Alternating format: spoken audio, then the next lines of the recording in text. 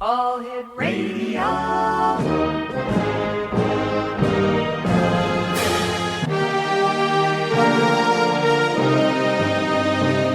Welcome to the X Zone, a place where fact is fiction and fiction is reality. Now, here's your host, Rob McConnell.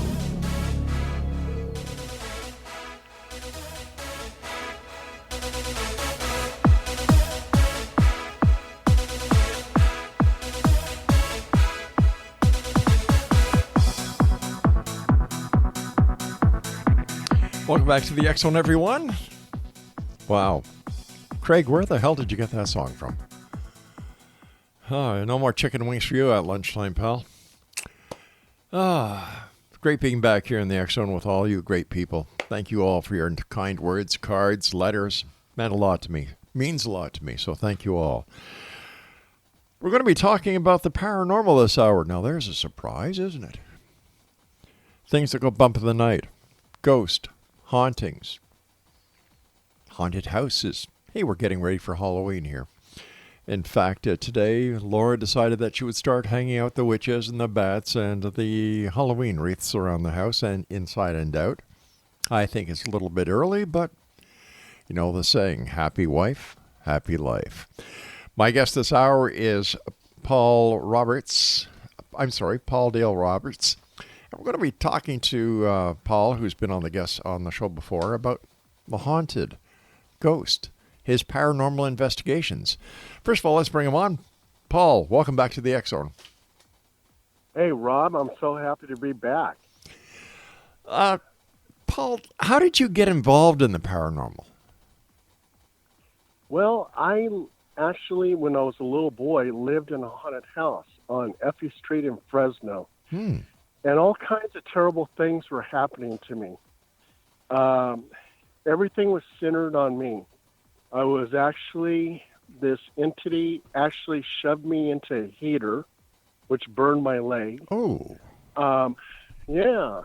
And I was looking out the window one day, and a female voice was calling me by my middle name, Dale.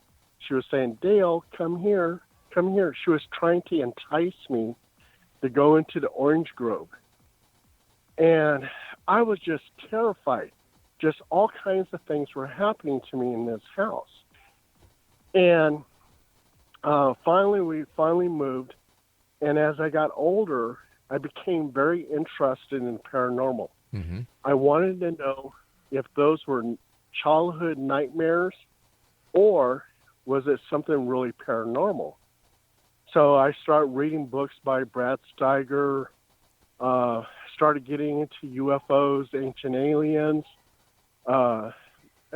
everything paranormal, Bigfoot, you name it. I just became really absorbed with it.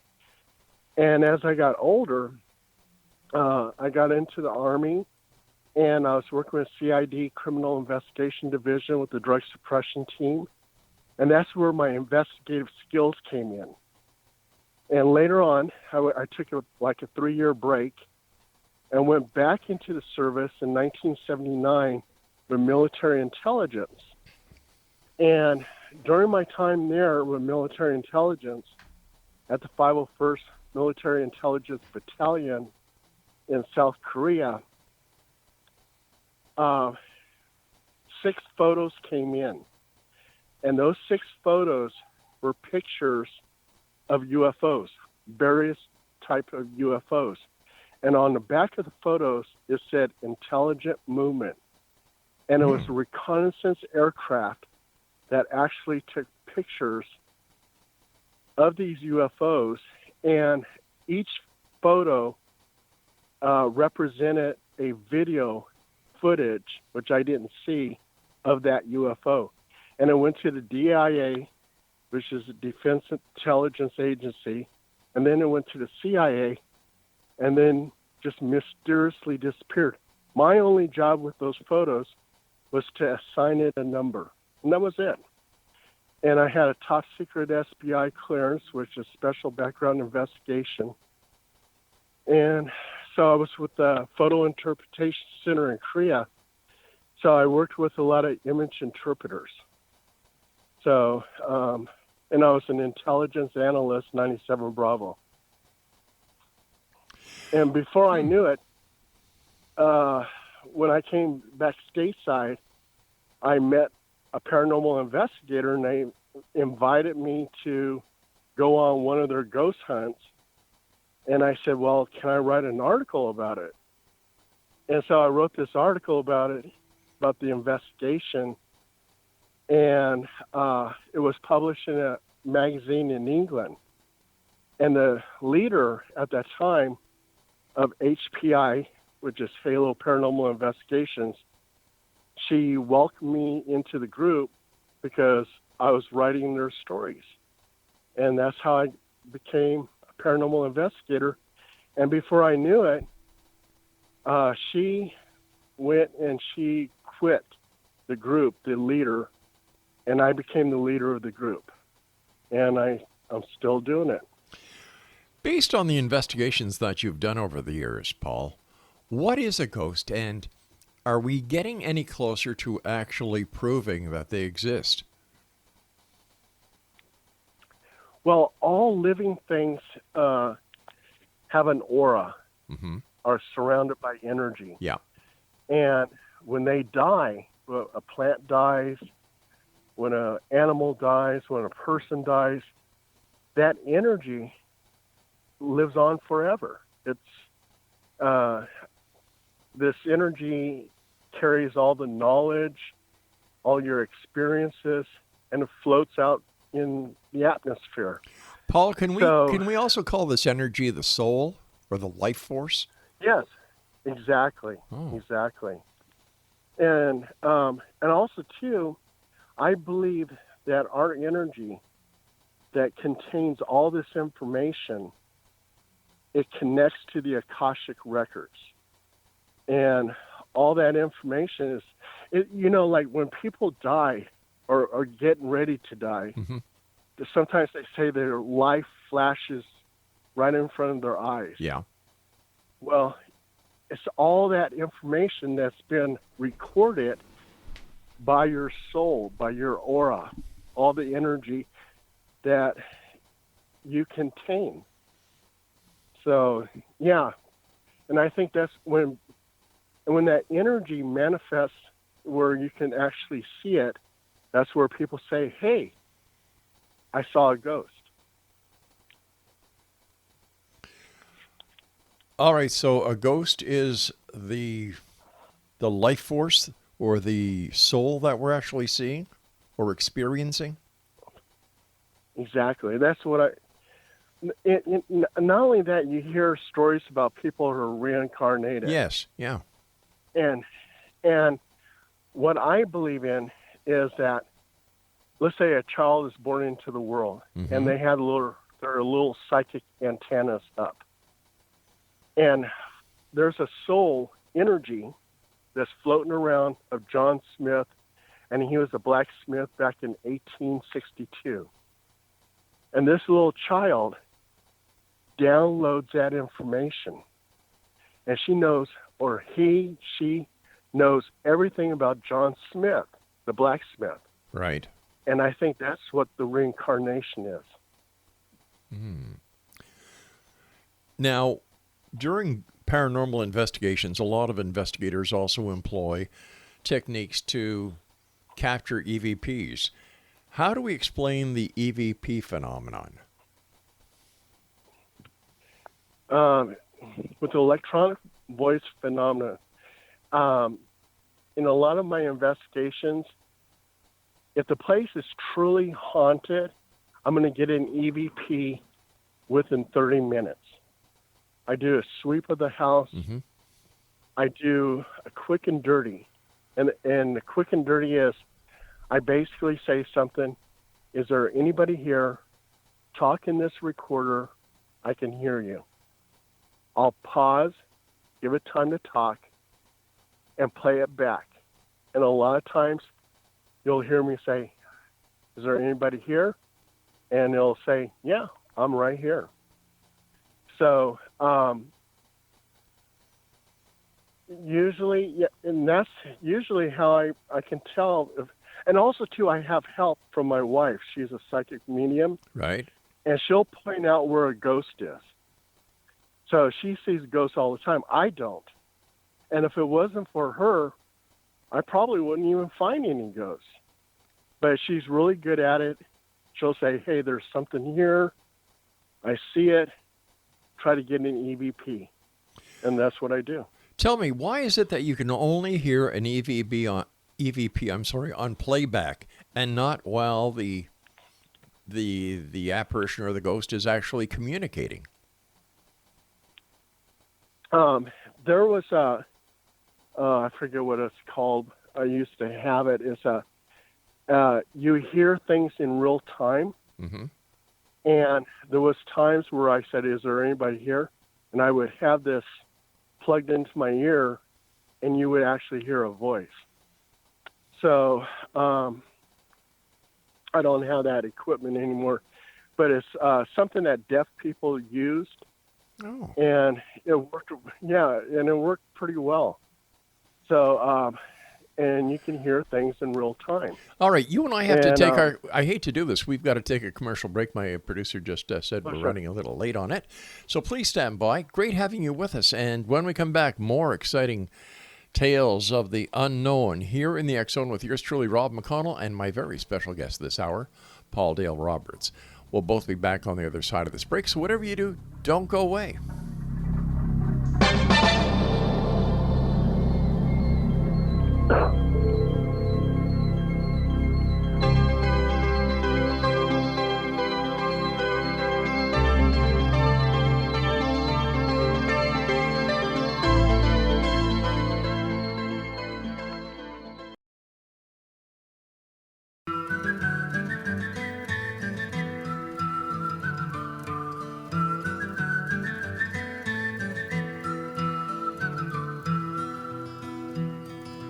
All around old Cape Horn, ships of the line, ships of the morn. Some who wish they'd never been born, they are the ghosts of Cape Horn.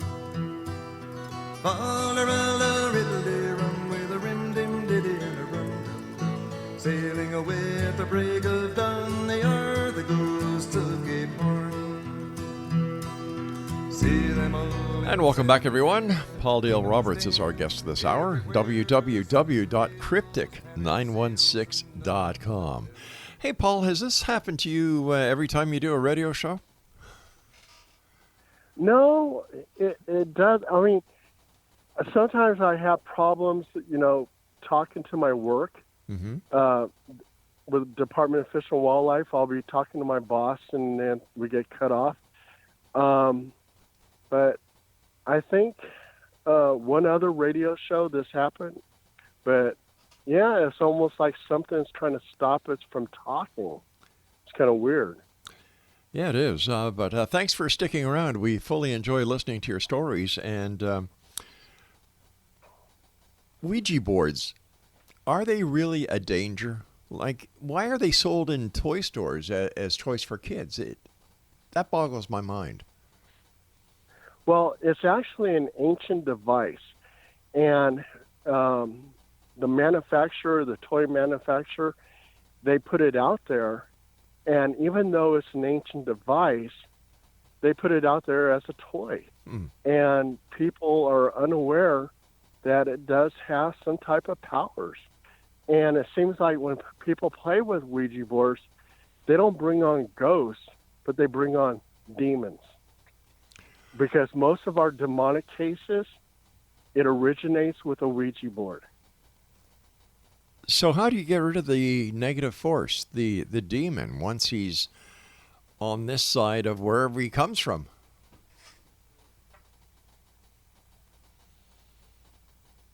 And I think we lost Paul again. Da-da-da-da-da-da-da. Paul, are you there? Rob to Paul, Rob to Paul. My producer is telling me that the line is still connected.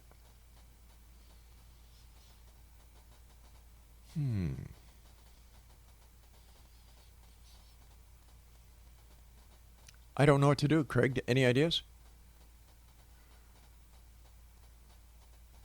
Okay, Craig is trying to call Paul back, but he's getting a busy signal. This is truly strange.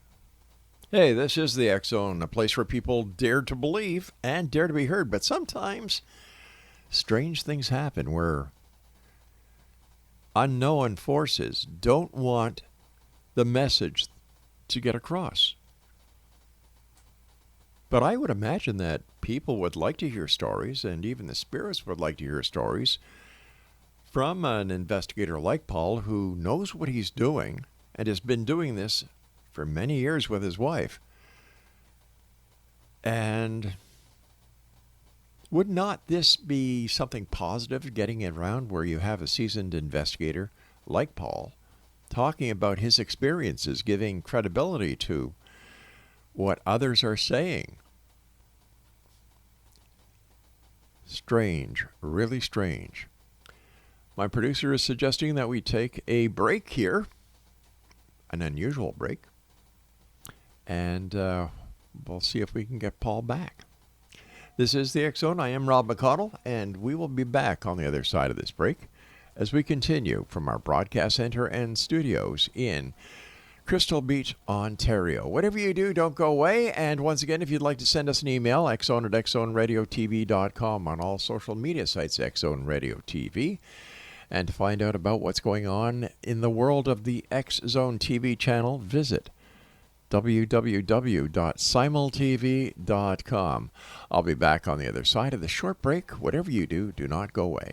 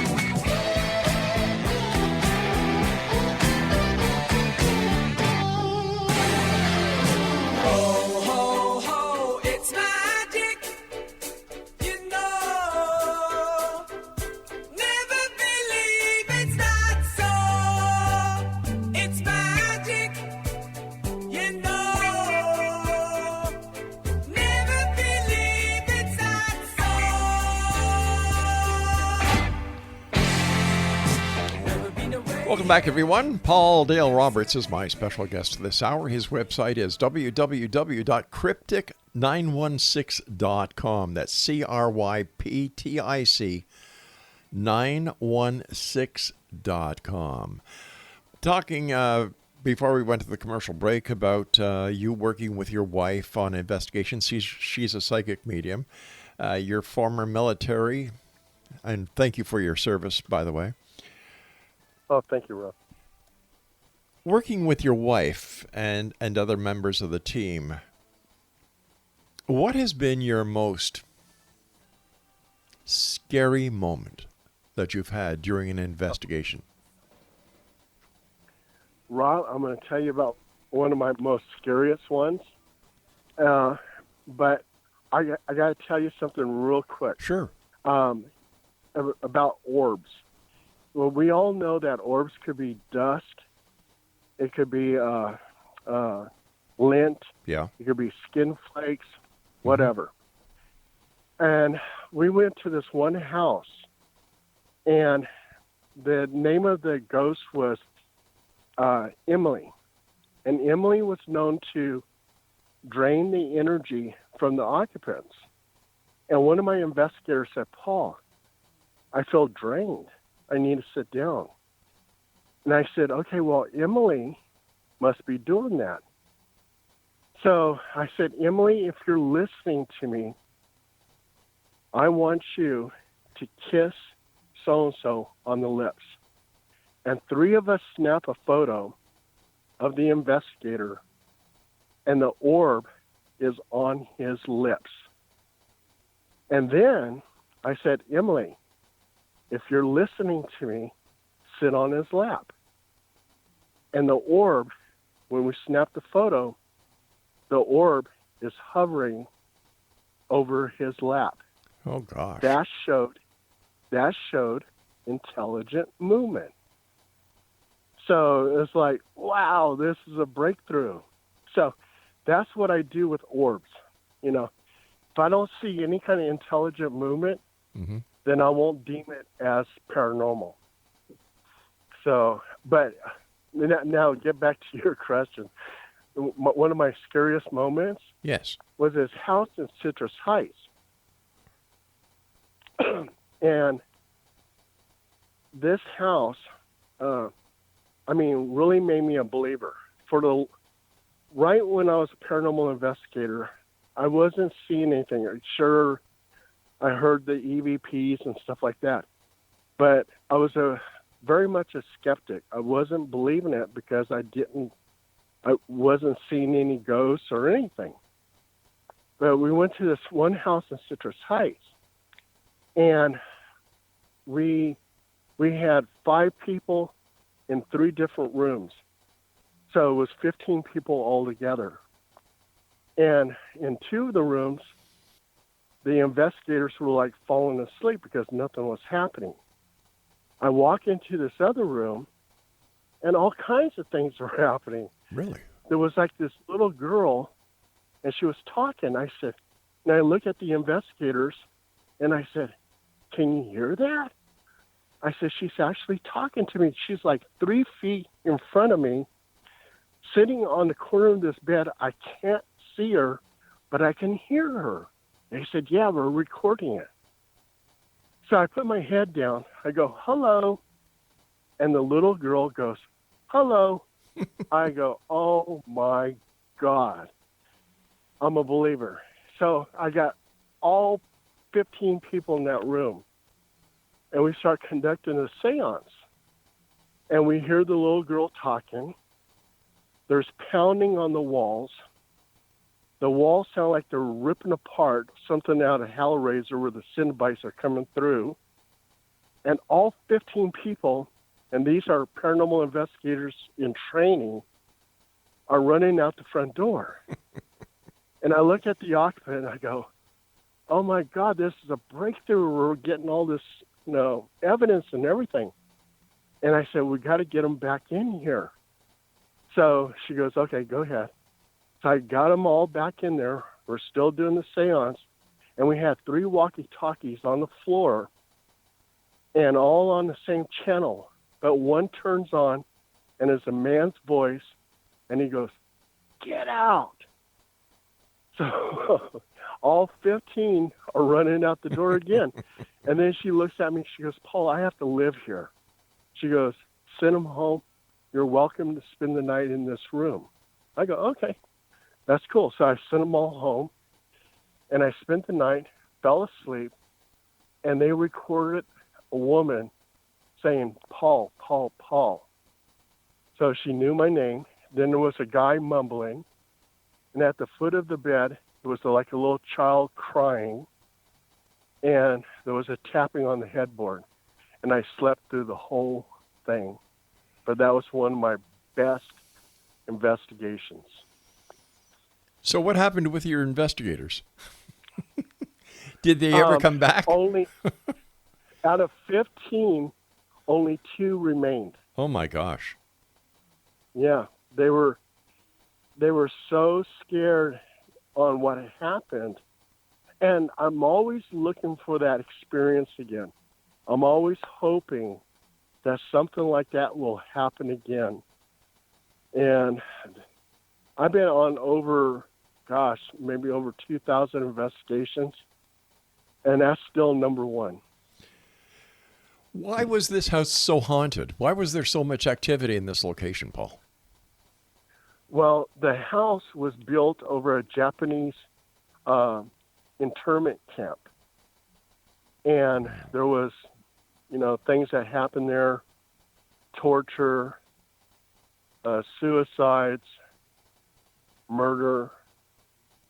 And so this house in Citrus Heights, along with some other houses that are known to be haunted, were built over this Japanese internment camp. And I believe that's where those spirits came from. Does the haunting or the force of the haunting depend on the occupant? Or do some occupants actually bring the spirits out, where others will just coincide in a amicable way? Well, it's like we get a lot of cases where people say, well, I played with a Ouija board, and all of a sudden now their house is haunted. Or I have people who say, I went to an antique shop and I brought home this antique clock, and now my house is haunted because the energy.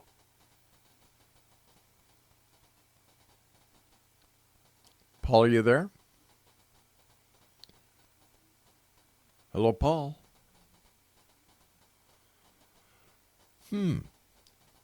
I don't know what happened. We lost Paul. I wonder if the ghosts had anything to do with it. This is strange. Paul, are you there? Craig, apparently he's still connected. And is everything okay on our boards? Okay, why don't you try and get him back, Craig? What we'll do, we're going to take an early commercial here, X-Zone Nation. And when we come back, hopefully, we'll have Paul Roberts back with us. Paul, are you there? Rob, I'm here. Yeah. I'm here. We couldn't hear you. Oh, can you hear me now? Yeah, I can. Oh, wow. Okay. That was weird because I was hearing you. Yeah. And you weren't hearing me. No. That's weird. I guess somebody from the other side is trying to prove a point. Well, it seems that way. Yeah. So let me get back to my last question. Is it possible that some people bring out the negativity, causing more paranormal activity than other people who are not so negative, that they can actually live amicably with the spirits? Paul, are you there? All right, I hear Paul now. Welcome back, Paul. Oh, thank you, Rob. Oh, my God. Okay. Yeah, some people bring on that negativity because they're playing with Ouija boards. They're messing around with the black arts. And so, yeah, and we have a lot of cases like that. And a lot of the cases have to do with... And we've lost Paul again.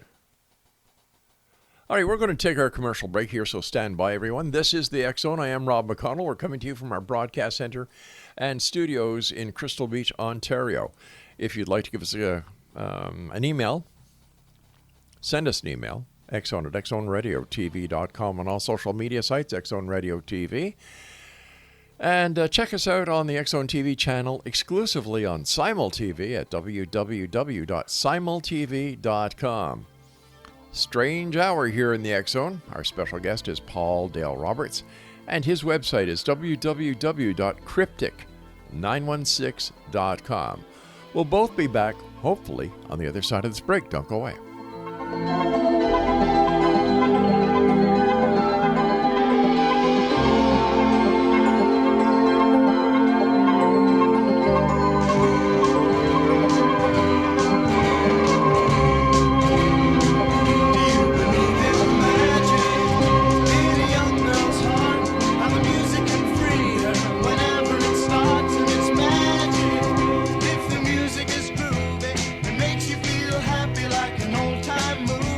I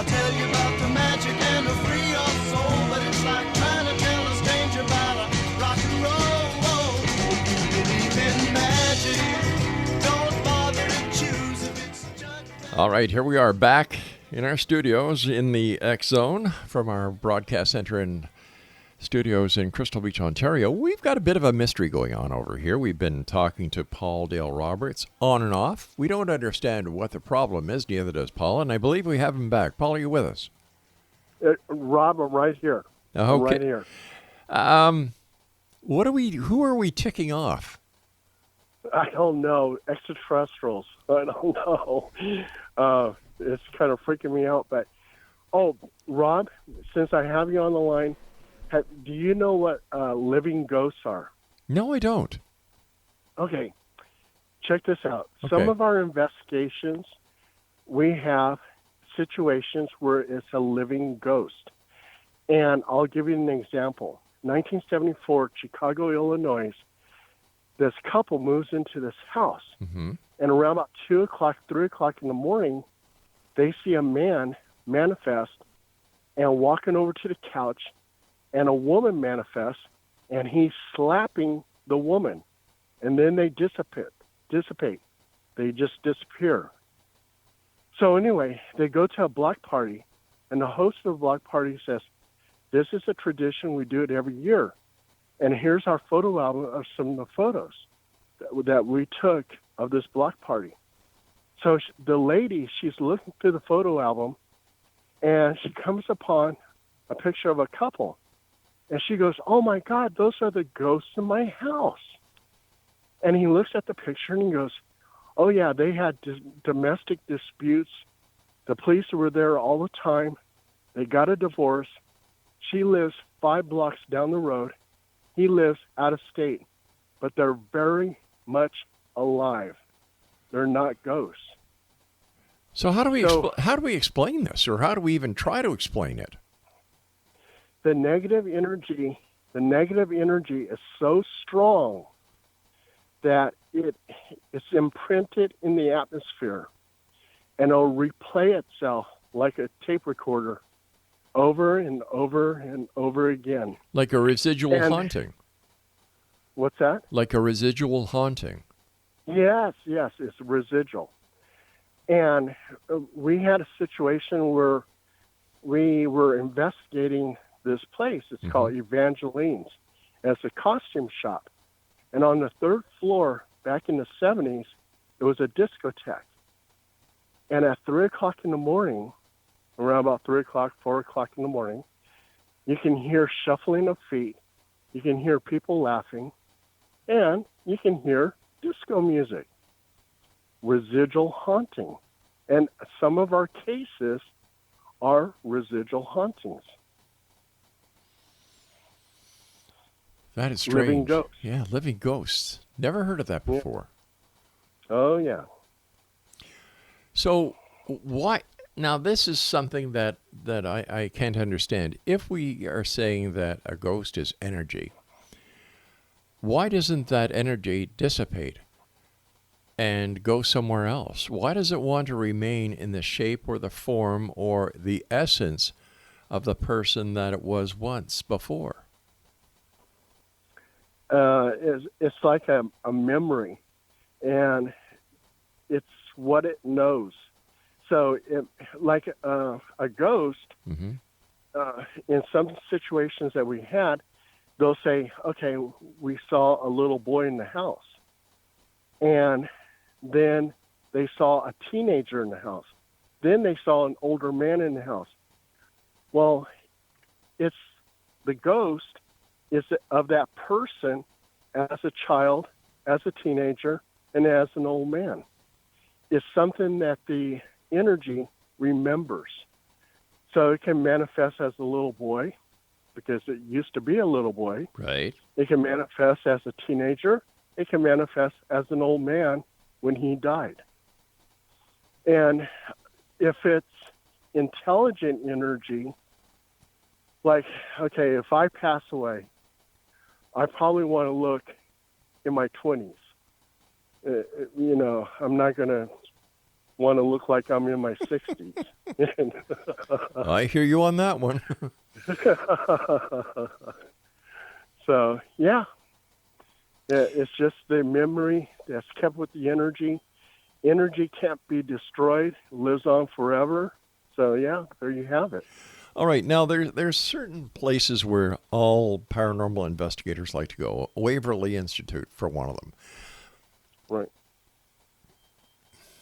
Why would the ghosts stay around a place where there's all this paranormal investigation going on? Is it that they want to be recognized, they want the truth to be out there?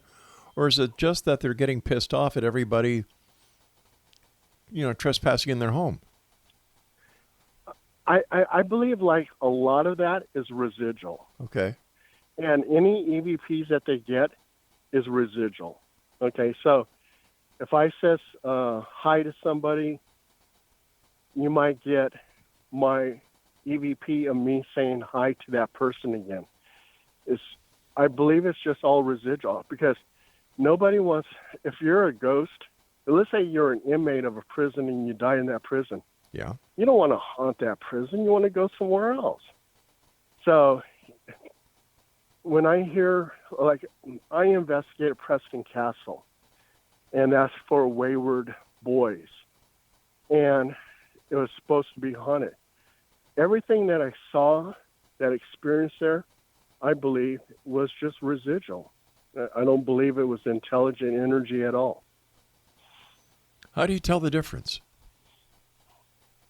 Because it's not responding to you like, okay, like on the EVP, I'll say something like, say hello, say hello, Paul, or something like that. Right. Showing some kind of intelligence. And I don't get that. I'm getting something else. I'm getting stay back or, going up the stairs, something like that, which didn't even correspond to what I'm asking it. So, and I think it's just residual. Okay, so when you're out doing your investigations, how long does an average investigation take, and what kind of equipment, and how do you conduct the investigation? Okay, I have my investigators show up, and we all have our own equipment. So we have recorders, we have cameras, we have video cameras, we have Kinects. And with Kinects, I'm kind of leery about that, but I'll mark it in my article. Okay, they saw some type of figure moving in the kitchen. And I'll let the readers decide if they want to believe it's evidence or not evidence. So we have night vision goggles and stuff like that. So it takes anywhere from 2 hours to 3 hours. But then we have also the cleansing. So I do a Roman Catholic house blessing. And if they say I have a demon attached to me, I give them a full submersion baptism in the bathtub. And that's a basic form of exorcism. And I'm very successful with that. When I first did it, I was kind of unsure. Unsure of myself. I said, will this actually work? And this lady goes, I have a demon attached to me. Get rid of it. So reading up on a few things, it said that a full submersion baptism is a basic form of exorcism. So I did it. And then the lady goes, the attachment's gone. And she's screaming and yelling. And she's so happy. And my Roman Catholic house blessings seem to work. I have, I would say, an 80% success rate. Now, how do you perform that house blessing? Holy water cross. I start from the back with the occupant,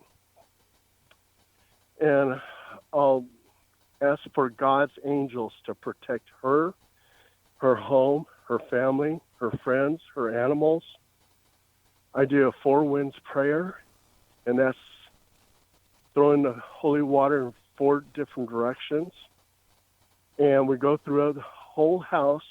I place the sign of the cross on each doorway, any type of opening.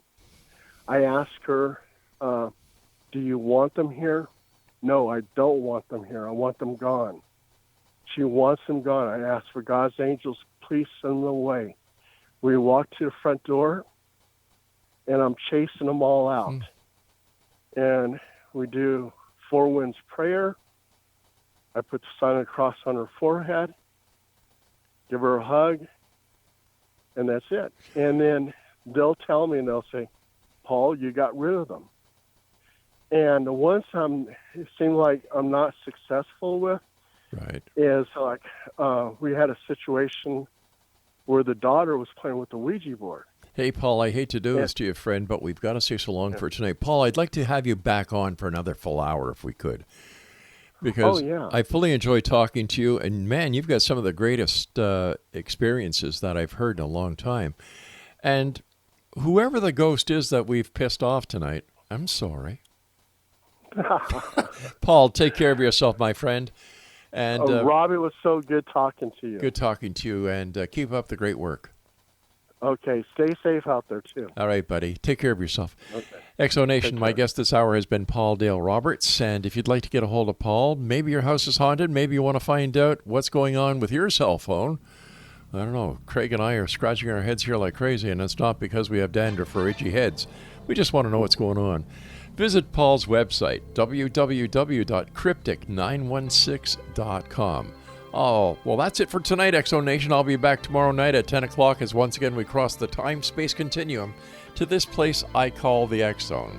So from everyone here to everyone out there, special thanks to my senior executive producer, Laura Rogers, for all her help. Whatever you do, always keep your eyes to the sky and your heart to the light. Good night, everyone.